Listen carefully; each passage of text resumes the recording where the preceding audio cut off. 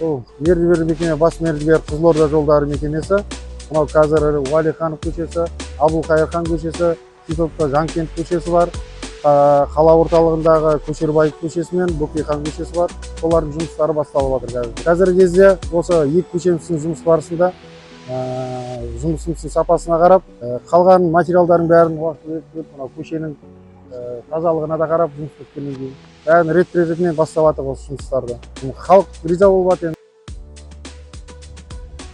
Мен Скатков көшесінің тұрғыным. Осы көшенің атынан жұмысшыларға алғысымды айтамын.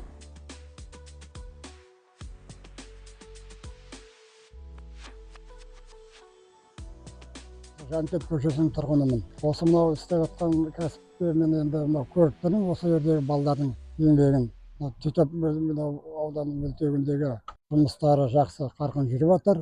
Техника несінен сақтаныш қой енді. Соларға, оқушыларға бәріне